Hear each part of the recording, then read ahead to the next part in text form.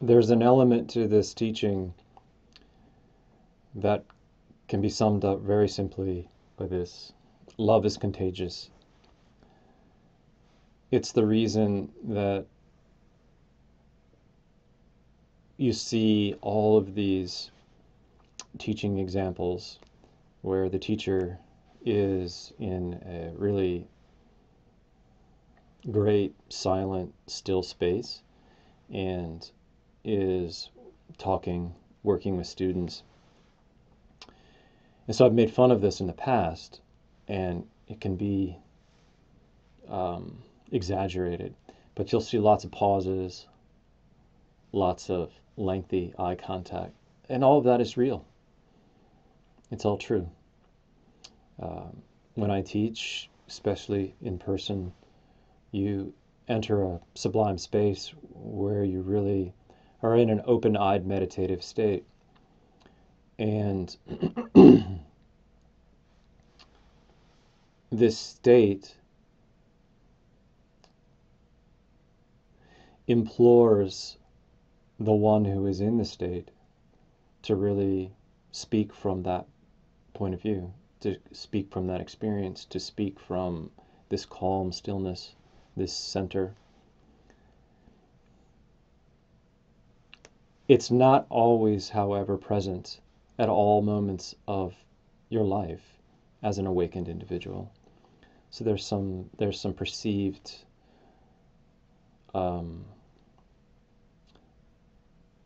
there's some false notions about it. Indeed, that state comes and goes. It's a beautiful part of the awakening teaching, and I'm happy to teach from that point of view myself. I love teaching from that point of view. I'm in that state right now,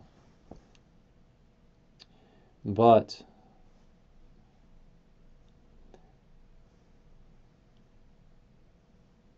there, I'm gonna show you something here.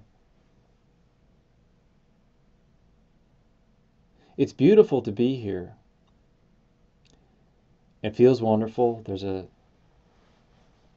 real connection with the whole body, with heart, with awareness, with consciousness. This is what I call the peak experience. There's a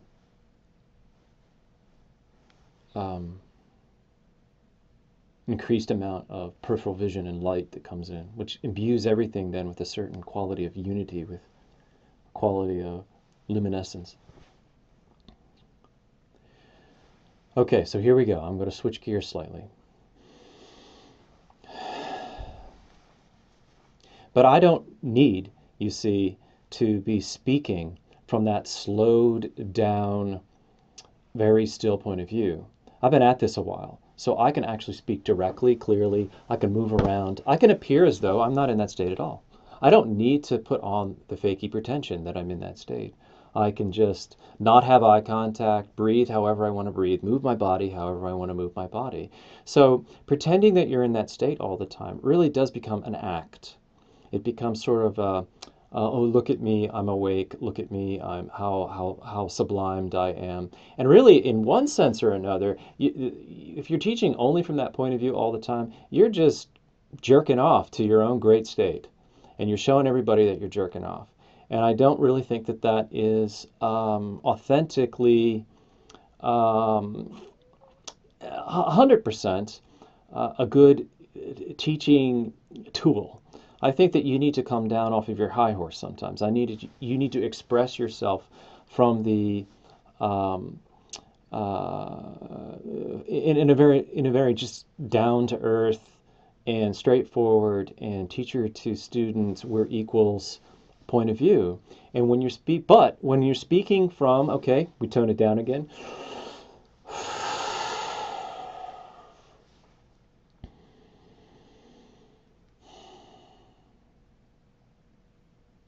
When you speak from here, I know it's beautiful, and there's a certain quality to it that is contagious, right? Love is contagious. But you need both. You need to experience both. it needs to be seemingly possible for the separate one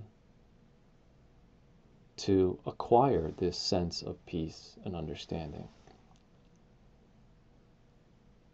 And when you're all the time teaching from this position, it tends to put the teacher on top of the mountain. So there's always a subtle sense of separation. How come I'm not feeling that, says the student. How come I'm not there where you are? So love is indeed contagious. Look up mirror neurons in neuroscience. You will see there's scientific proof through MRIs and proof through brain scans. Mirror neurons. Love is contagious. All you got to do is be in the room and you're going to catch the cold. It is true. But you've got to be able to remove the distance between you and the teacher. And so, the way that you remove the distance between you and the teacher, okay, really is a two-part symphony. It's half of it comes from the teacher, where he's willing to not play the role of Mr. Spiritual Teacher and is just happy to be his dorky old self. And then the other half is like you going, oh, well, if this guy can do it, then I can do it. So it's this back and forth play that is important. Love is contagious all the time is simply going to set you up for not realizing the truth.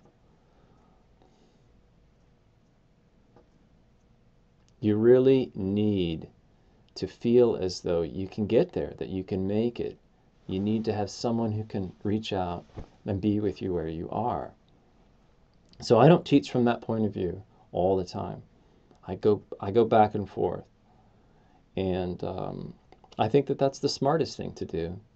I hope you're understanding this, that there's two qualities to spiritual awakening. There's the day-to-day operational part, which is just Jeff, ego, personality, there it is, okay? And that, it's important to know here, okay, that's playing second fiddle to awareness at all times.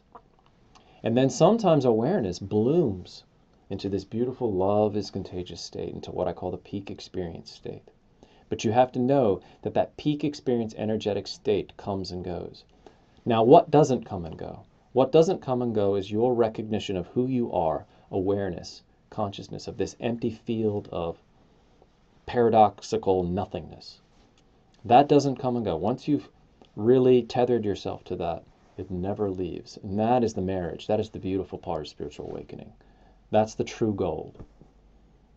The peak experience part, the love is contagious, silence, long pausing, teacher part, comes and goes. Frankly, I wouldn't want to be in that state all the time.